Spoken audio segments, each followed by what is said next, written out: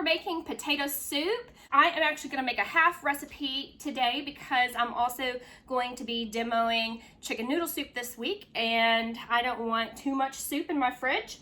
I'm going to post the recipe in the comments and also on Google Classroom so that everyone has the full recipe and you can choose whether you make half or a full recipe. All right, so in this pot I have 2 cups of water. The recipe actually calls for chicken broth, but I typically don't buy chicken broth. A lot of times I'll just use bouillon cubes that I keep in my pantry, and it's a lot cheaper and more cost effective because you can buy a whole container of bouillon cubes for about the same amount as you can a large container of chicken broth and use it several times. One of these cubes makes 1 cup of chicken broth. So for 2 cups of chicken broth, I'm going to use 2 cups of water. I'm going to heat that up and put 2 cubes in there as well. So that's the first thing I'm going to do. Turn this on and start to dissolve the bouillon cubes. All right, so I've got my vegetables here. We are going to start with what's called a mirepoix, which is a combination of celery, carrot, and onion. And that's the basis of a lot of different types of soups.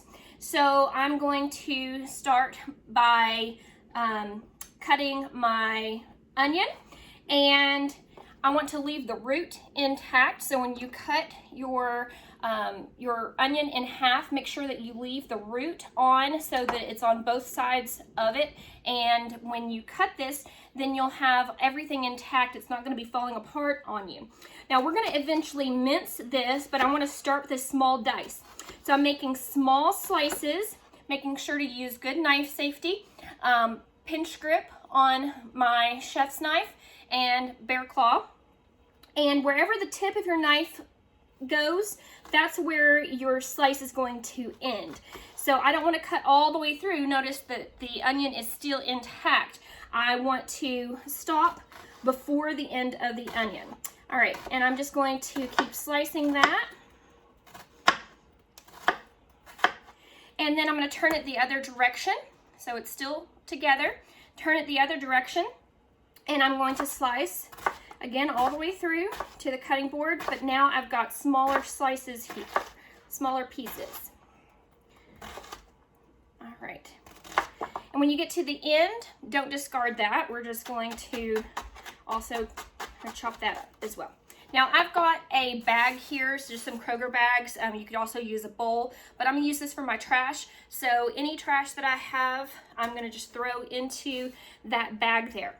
Now I'm gonna gather all of these onions here and we're gonna do a mince. So you pile them up and then you just go over them again. Back and forth. Pile it up and go over it again. Pile it up, whoops, go over it again. A mince is the smallest of all of the knife cuts. You're reading the recipe and doing what the recipe calls for as far as the size and shape of all your vegetables. All right, so I'm going to put that aside in a pile. And now I'm going to work on my celery. So this also calls for a mince. So to mince the celery, the first thing I'm going to do is just slice the celery extremely thin.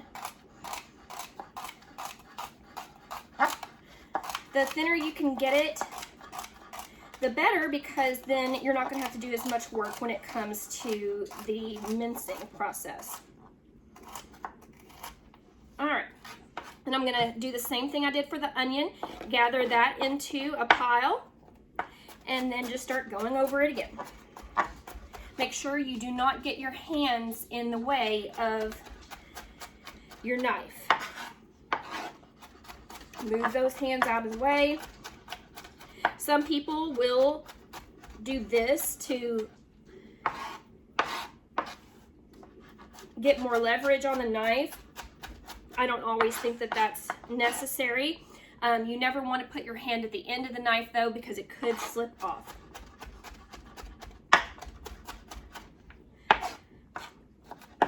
All right, that's pretty small. So now we're going to just shove that over with the carrot, with the onion, and move on to the carrot. All right, before I cut my carrot, I want to check on my bouillon cubes. And the water now is kind of at a simmer, and the bouillon cubes are kind of dissolving. So I'm just going to turn this off now because I don't want too much of the liquid to evaporate out. All right, now moving on to my carrot. I've already grated or peeled most of this carrot, but I do want you to think about where you're going to peel all of your vegetables. I peel it directly into this trash bag here. First of all, I don't have to run back and forth anywhere. I've got all my trash in one spot, but also, you never really want to peel over top of a trash can. I know a lot of people do. Probably it's been passed down from generation to generation. They've seen their parents peel over a trash can and think that's the best way to do it. Although it is best to peel over something, the trash can is not the place to do it because these vegetables are going to get very slippery. And when they get slippery, they'll fall out of your hand. You don't want them falling into the trash can. That's kind of gross to pick something out of the trash can and still use it. But if it falls into this bag of peeling, it doesn't really matter. You can pick that up, wash it off, and keep going. So for the carrot, it's supposed to be grated. So I'm going to use this little tiny grater here. You could use a bigger grater. If you don't have one, just mince this up too, because it's just supposed to be really small. So I'm just gonna grate this up over top of the pile of veggies for my mirepoix. Now, you don't want to hold the carrot way too close to the grater because you could grate your fingers, and I have had a bloody finger before because I've grated it. So I learned the hard way. Learn from me. Do not hold the carrot too close to the grater. And there's no way for me to finish grating this carrot really without getting my fingers too close. And so when I don't feel comfortable anymore, I'm just going to stop, and you can just either throw this into the trash or just eat it. All right.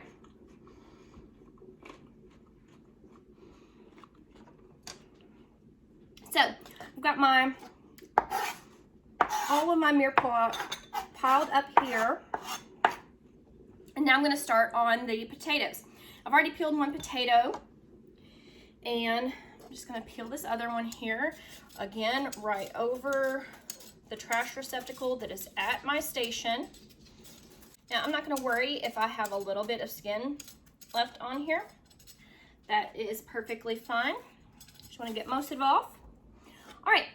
Now, when you cut your potato, this is a round-ish object, and you don't want it rolling around on you. So the first thing I'm going to do is just cut off one side and put that down. I am going to use it. I want to use every part of this potato. But now I'm going to put it down on the flat part so it doesn't roll around. And that gives me more stability, less chance of cutting myself. So now I'm going to cut these into somewhat even slices so that I have cubes of potato. I want bite-sized chunks. I don't want the potato too small so it falls apart and becomes mashed potatoes. And I don't want it too big so that you can't put it in your mouth. So now I'm just going to take up two of these little potato slices and kind of make it into one. And I'm going to cut the other direction so that it is going to be forming sticks, kind of like large French fries. All right, and then once I've got the sticks cut, so they're going to look like that, okay, then I'm going to cut the other direction to make cubes. And that's it. And then you just keep doing that with a potato until it's all finished. All right, once I have all of my veggies cut up, so I've got my potatoes and my mirepoix here, I'm gonna turn back on the stove to high so that I can get this broth bubbling. I want it boiling, and then I'm going to reduce it to simmer. So put in my salt, put in a little bit of vinegar. And then I'm going to put in my veggies.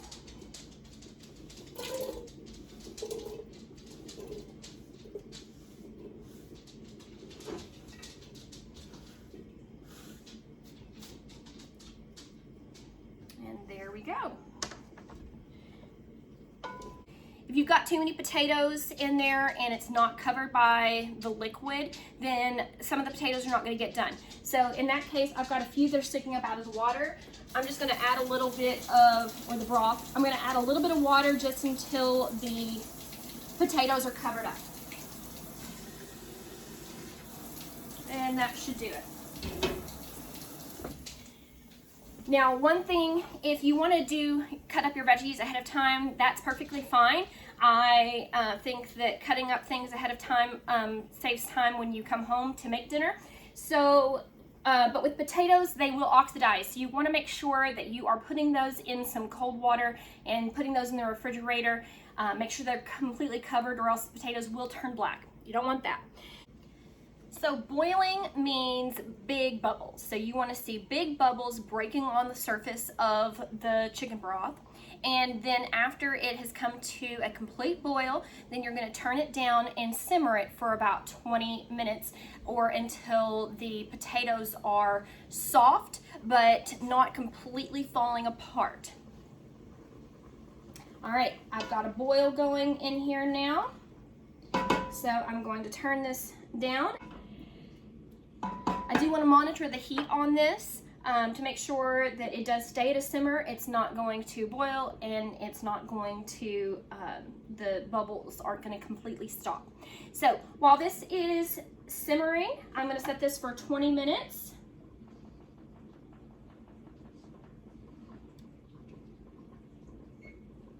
Then now would be a great time for me to clean as I go. And also another thing I can do is go ahead and mix up my flour and milk and have that ready to go. And then I'm just going to wash up these dishes, and I'll see you back in about 20 minutes. Stick a fork in me, I'm done. I think that's where this saying came from. So I've put a fork into this potato, it went through really smoothly, and so those potatoes are done now. At this time, I am going to take my milk and flour mixture and pour that in. This is going to be what thickens the soup so that it's nice, rich, creamy potato soup. All right, so I'm just going to bring this back to a simmer and simmer this for about 10 minutes or until it looks to be the right thickness for me. It hasn't been quite 10 minutes, but I am very happy with the consistency of this soup. It's going to thicken a little bit more once I add the cheese, so I'm going to stop right here, turn off my heat. I've got a cup of shredded cheese here because I'm halving the recipe. Normally you would add in 2 cups of shredded cheese. I'm going to stir this around. The heat is off, but it is still hot enough in the pan that it should melt that cheese really quickly. I can ladle up a dish of this potato soup.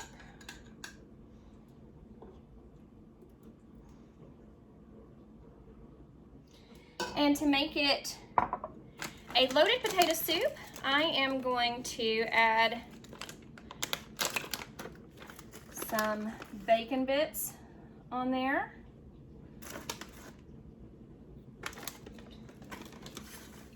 And a little extra cheese.